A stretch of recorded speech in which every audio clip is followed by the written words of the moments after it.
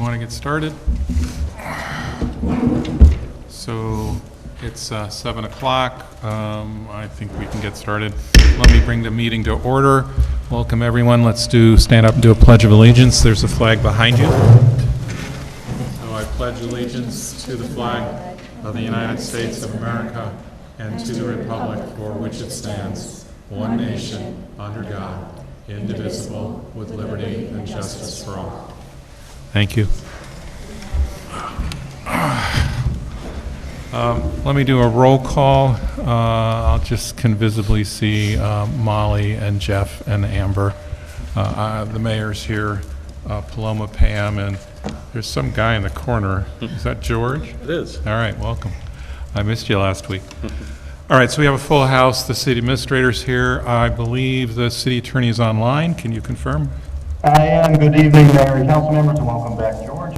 Thank you. All right. So that's that. The first thing we'll do, and we have a couple of appointments afterwards, but let's get our public comments out of the way. So on the list of people to speak are two. There's a gentleman named Justice McCray. Would you come speak? Welcome back. It's always a pleasure to see you. Hi, thanks for having me. My name is Justice McCray. I am a current resident of Ward 3 in the city of Beacon, and I'm here today to talk about food. I don't know if you are aware, but recently the Beacon Community Kitchen closed, and they were one of the only food justice organizations in the city of Beacon that was serving prepared meals. And while we do have other food justice organizations that do offer food in Beacon, a nonprofit that I've recently become a part of, Beacon's Backyard, is working to bridge that gap. And we are starting a free breakfast program starting next week at 12 Hannah Lane on Tuesdays, Wednesdays, and Thursdays from 6:30 a.m. to 8:30 a.m. Anyone is welcome to come in and dine in for breakfast or take out, and it's free. We just want to make sure that people in this community are fed and have what they need. That's all I have to say. There's flyers around town, and please, if you know people who need food, just spread the word. And if you don't mind, I could leave one of these with you all. And you know how to contact me for any more information. Thank you. Thank you very much. Another familiar gentleman, Dennis Pavlak.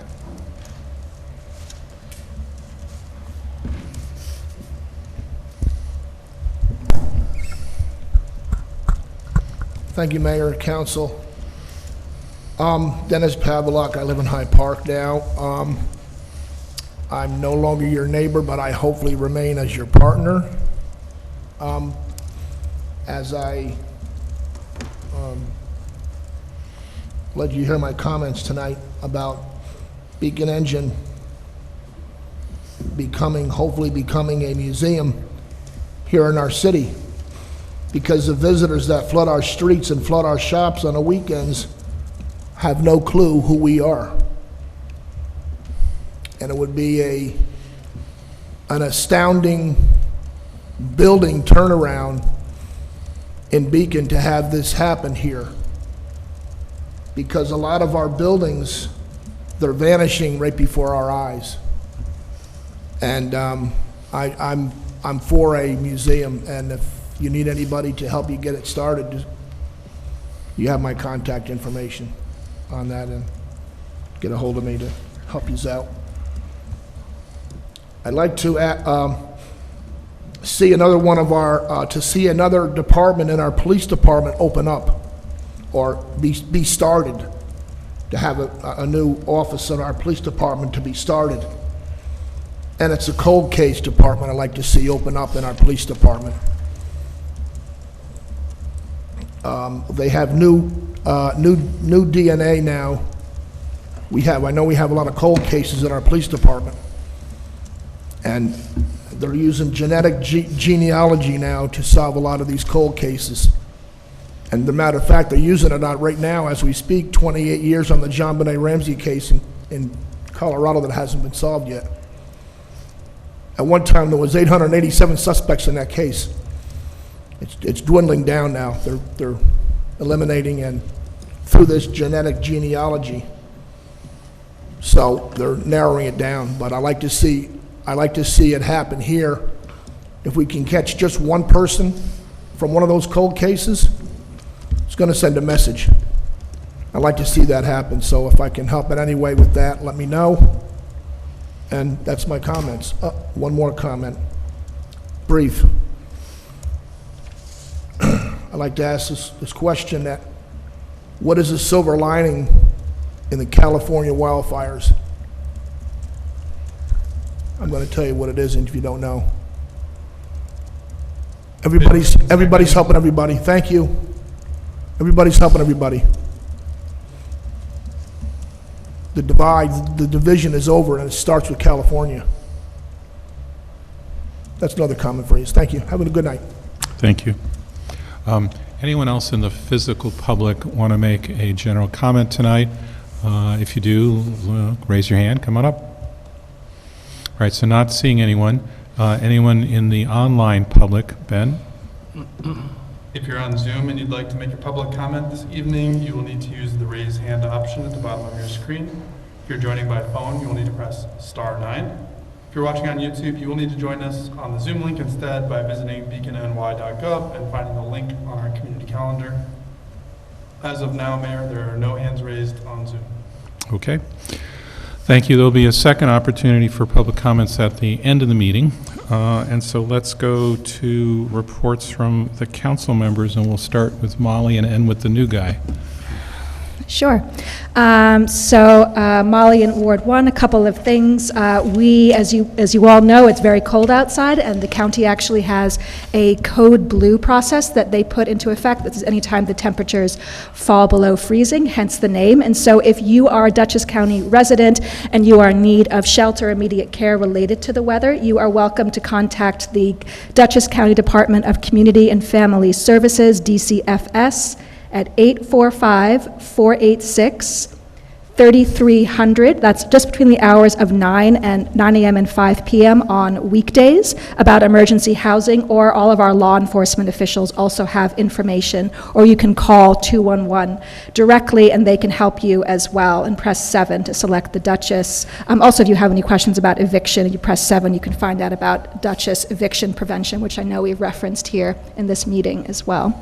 I'll also mention that my office hours are going to be Friday, February 14th. That's Valentine's Day at Bank Square Coffee House from 4 to 6 p.m. for anyone who wants to join me in person, or if you're can't make that time but have anything you want to talk to me about, please feel free to reach out to me over my email address that's on our City of Beacon website, and I can help there.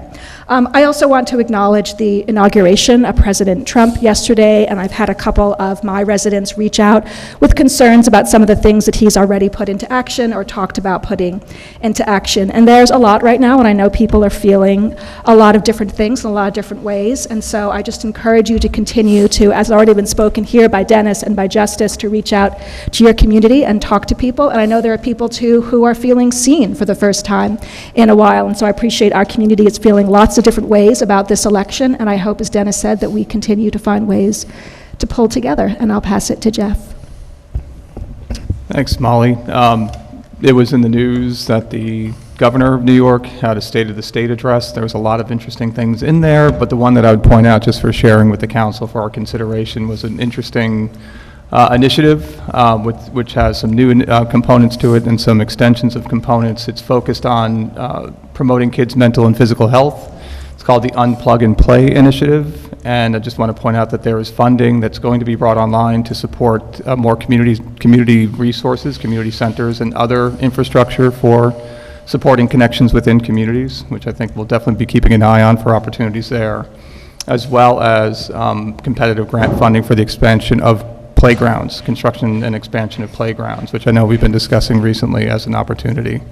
It's an initiative that speaks to my heart about the idea of getting away from online. It's the unplug component of it, the social media aspect. It's a theme we've been talking about a lot. It's encouraging people to come down, to be part of the conversations, to be part of groups and meetings within the community.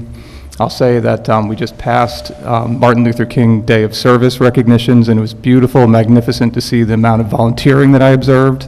I myself volunteered over at the Habitat, the Greater Newburgh Habitat for Humanity. on the weekend, and it is just something to really encourage, that we have more connection within our communities, more conversations with our communities, and turn away from social media for these conversations. So I'll pass it over to Amber. All right. I think the mayor is going to touch on this a little bit more, so I'm only going to very briefly say that if you were not able to make the public hearing for the Fjord Trail, which I was not able to, you can still submit comments online until March 4th. I'm very much looking forward to submitting my comments in support of the Fjord Trail, and I encourage our neighbors to make their voices heard. And I very briefly wanted to acknowledge something that also happened yesterday. It was the death of Cecile Richards. And Cecile was a trailblazer for reproductive justice. I admired her. I had the honor of meeting her very briefly. I'm certainly saddened by her loss, especially as this would have been the 55th anniversary of Roe versus Wade in a day or two. And so I look forward to carrying forth the torch of service to our community and hope that others do the same. And just want to take a moment to acknowledge her. That's all. Thank you. Thank you.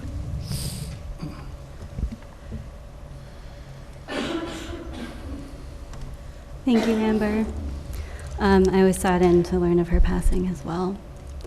I have a few things to share.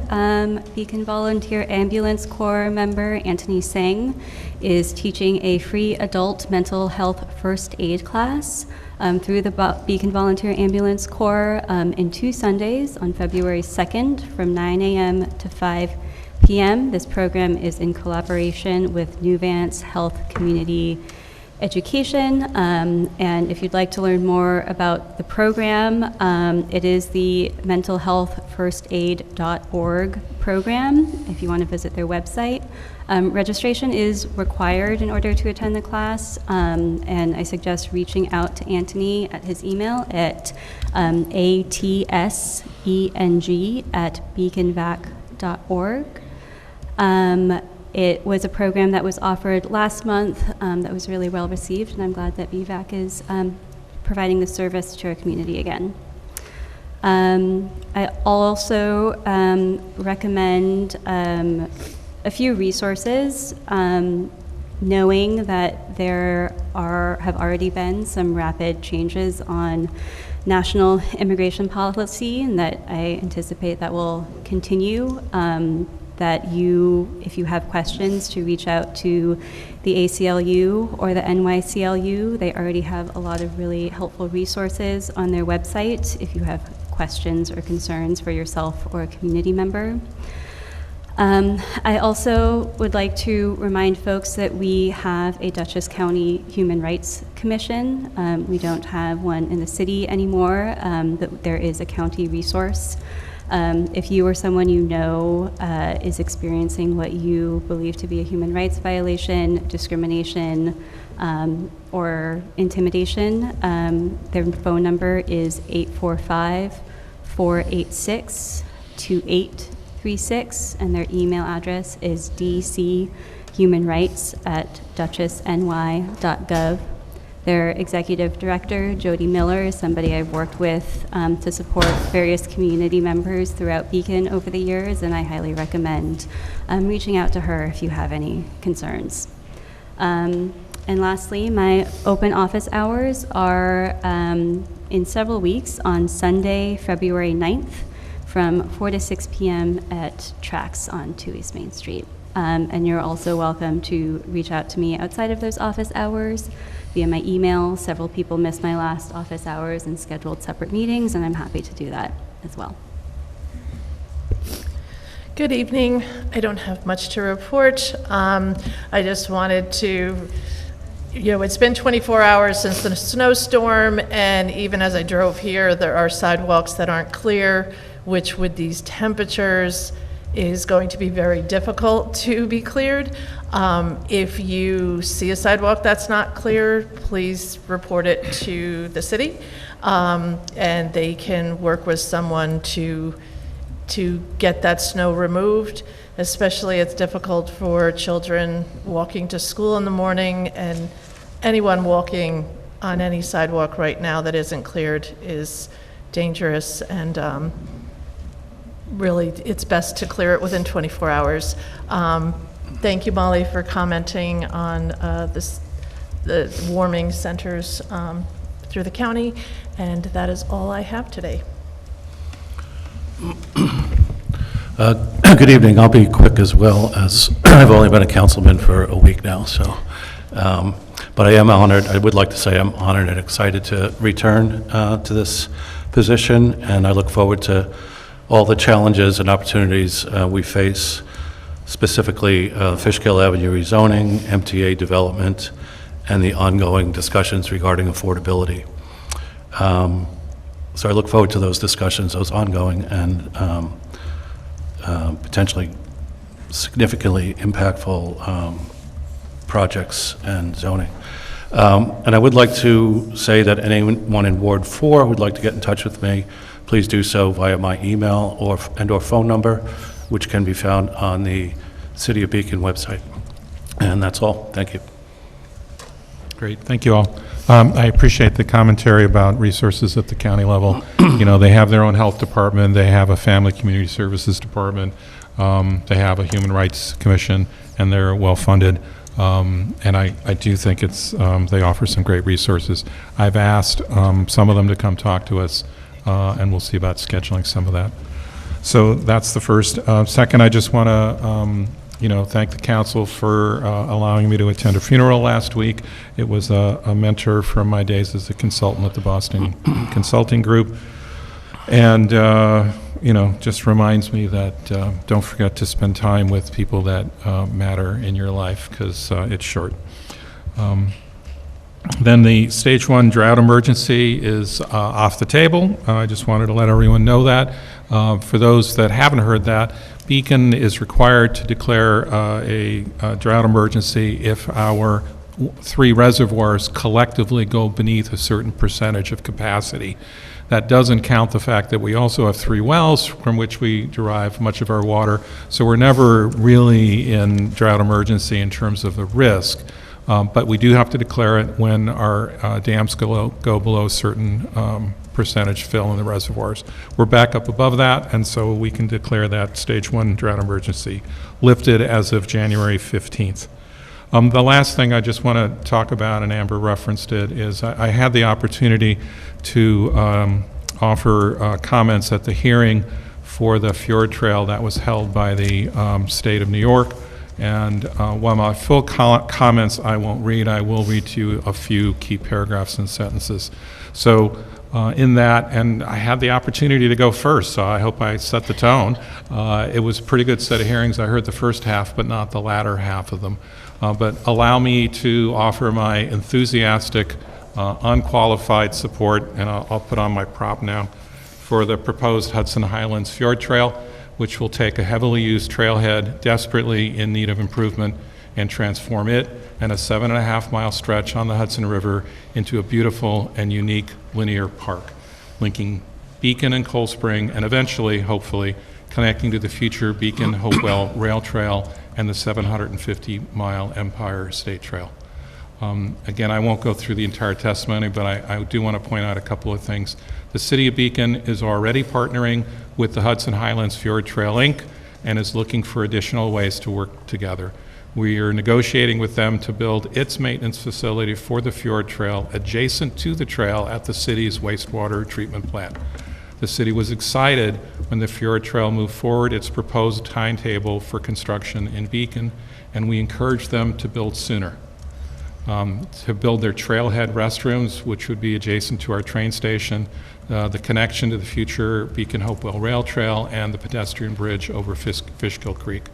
Another major benefit for Beacon is that the Fjord Trail will connect, it's an amazing set of connections, Dennings Point State Park, Madam Brett Park, our future rail trail, the Clara Sauer Trail, Long Dock Park, Seeger Riverfront Park, and our train station. So the connections are multiple, and it will add to our ability to maintain a very long Main Street. For those of you who have been here long enough, our Main Street was the result of 2 villages coming together a century ago.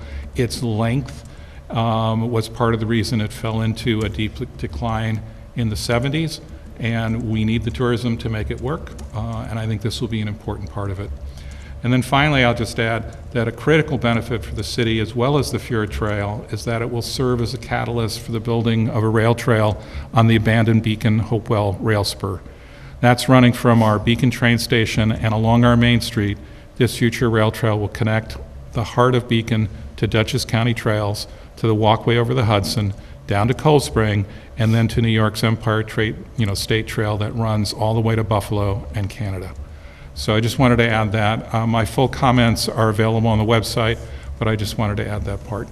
And that's all I got. Chris? Just a reminder that when we have snow of more than 2 inches, you have to remove your cars from the roadways between 9 p.m. and 7 a.m.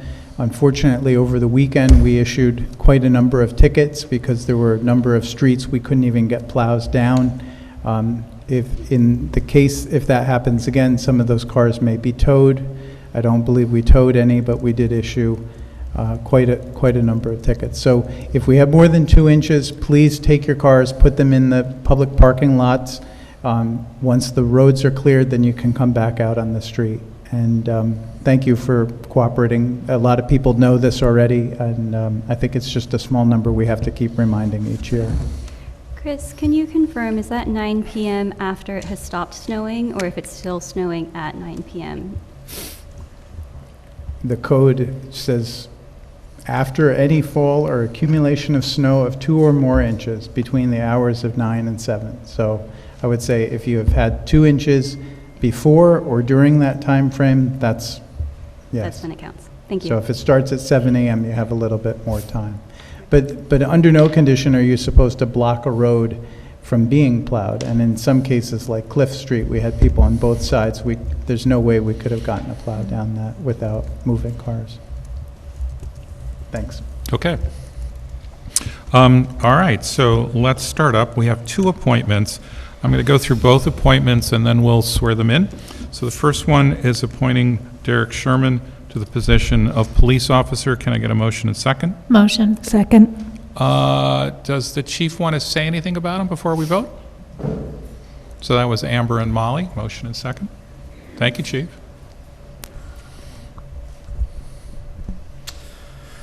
So, tonight I'm very happy to present to you for the second time in my tenure new candidates for the position of police officer. As we discuss frequently, we're experiencing staff shortfalls here at the police department, and these 2 gentlemen, should they successfully complete all their training, will go a long way to addressing this. The first candidate that we're presenting is Derek Sherman. Mr. Sherman lives in Marlboro, New York, and is 21 years old. He currently works as a police dispatcher for the Village of Monroe, and prior to that, he earned an associate's degree from SUNY Ulster in criminal justice and worked in retail, as well as an animal care attendant at Timber Ridge Kennels in Campbell Hall. All right. Any comments before we vote on Derek Sherman? No. All right, so all in favor of appointing Derek Sherman to the position of police officer, say aye. Aye. Aye. Anyone opposed? And we'll have them come up in a minute. Let's do the second one. I'm looking for a motion and a second to appoint Ryan Cross also to the position of police officer. Motion. Second. So that was Pam and Molly. And will you tell us something about Ryan Cross? For sure. Mr. Cross is 31 years old, and he grew up in Suffern, New York. He currently resides in Washingtonville, so it's pretty close. And he works as a project manager for a roofing company. He also earned an associate's degree in criminal justice, his being from Rockland Community College. Mr. Cross earned a college scholarship for running and was inspired to get into law enforcement by family members who were local police officers in Rockland County. Okay. Any comments from council before a vote? And I know we covered this in workshop when I was gone. So all in favor of appointing Ryan Cross to the position of police officer, say aye. Aye. Aye. Anyone opposed? Okay. Congrats. Let's do the swearing-ins. All right. And we're going to do Derek first and then Ryan? Yep.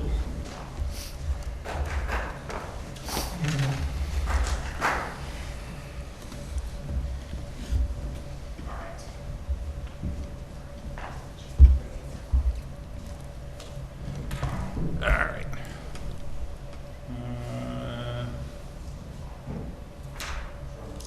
We'll find it. It's here somewhere. Oh, okay. So Derek, right?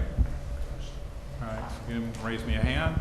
Say after me, I, Derek Sherman, I, Derek Sherman, do solemnly swear do solemnly swear that I will support the Constitution of the United States that I will support the Constitution of the United States and the Constitution of the State of New York, and the Constitution of the State of New York, and that I will faithfully discharge the duties and I will faithfully discharge the duties of Beacon Police Officer of Beacon Police Officer according to the best of my ability. according to the best of my ability. Congratulations. Thank you very much. All right.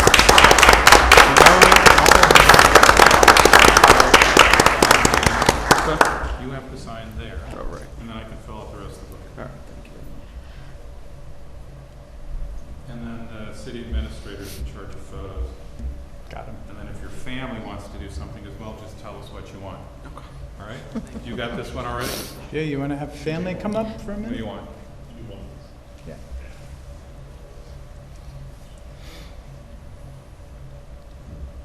Good. All right?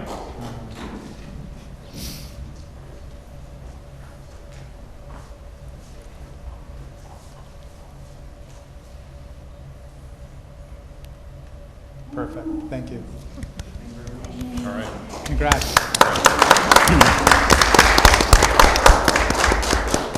All right, so Ryan, how are you? You ready for this? You sure? It's your last chance. All right. Give me a raised hand and repeat after me. I, Ryan Cross, I, Ryan Cross, do solemnly swear do solemnly swear that I will support the Constitution of the United States that the Constitution of the United States and the Constitution of the State of New York, and the Constitution of the State of New York, and that I will faithfully discharge and I will faithfully discharge the duties of Beacon Police Officer the duty of Beacon Police Officer according to the best of my ability. according to the best of my ability. Congratulations.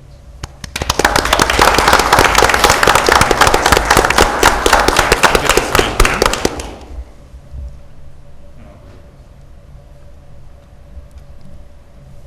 And you want anything? You good? Yeah, we can do family again if you'd like. What would you like? You got a crowd here.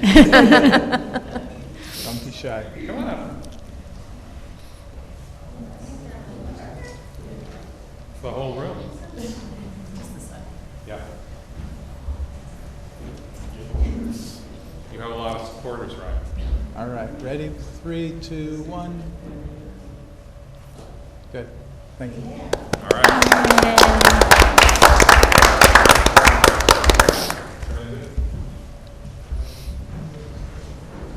All right. That's that. Thank you for your patience. Somehow, I think most of the crowd's going home. You sure you don't want to stay for the council meeting? I know. Thank you and congratulations. All right, let's give them a minute. Of course.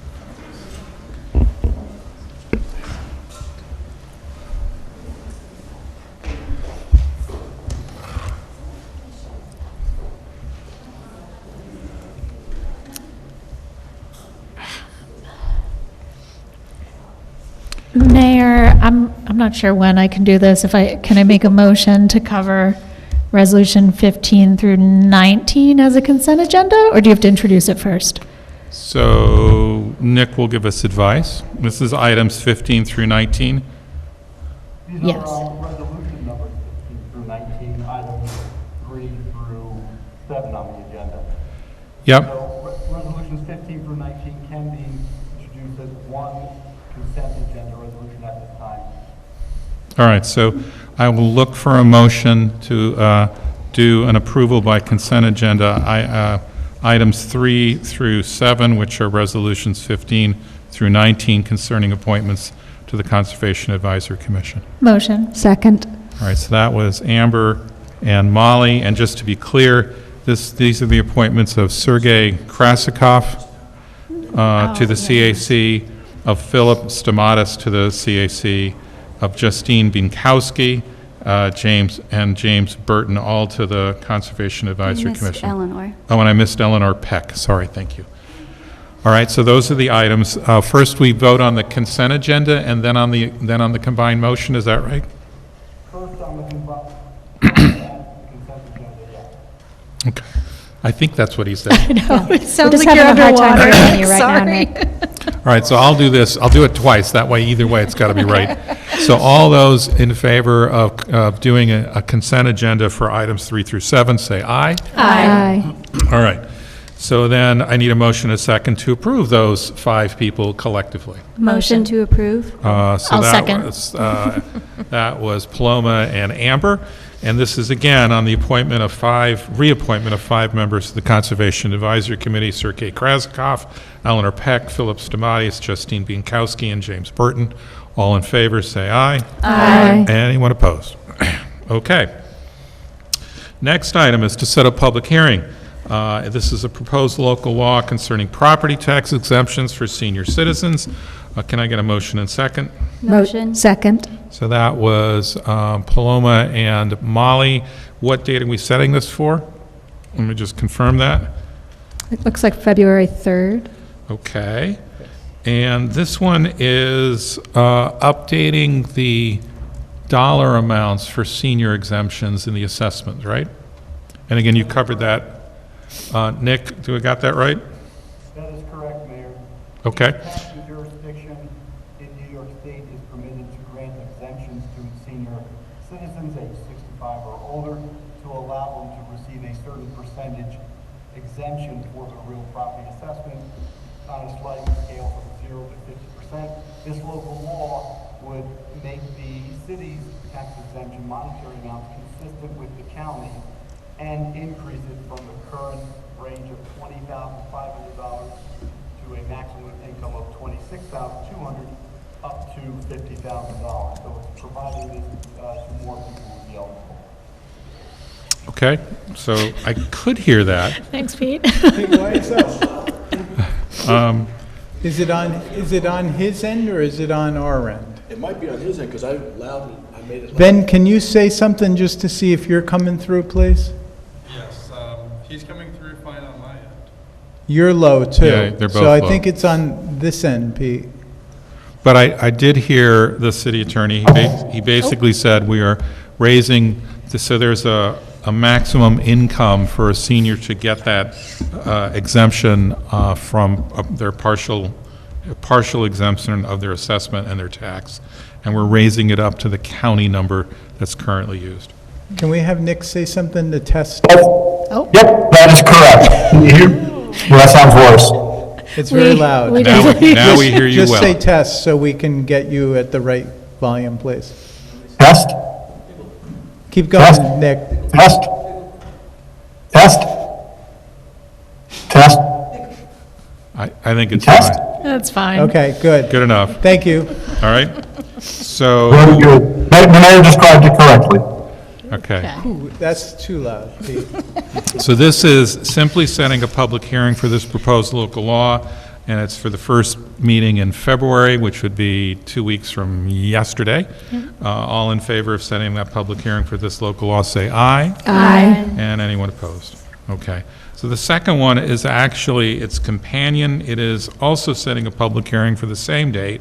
This is concerning tax exemptions for disabled people with limited income. Can I get a motion to set that public hearing? Motion. Second. So that's Molly and Amber, and Nick, you'll tell us that this is doing the same thing? Correct, Mayor. I'll speak softly now. That is doing the That's very same good. thing, correct. Got it. Good. Okay. Just I guess maybe a procedural question for when we have the public hearing.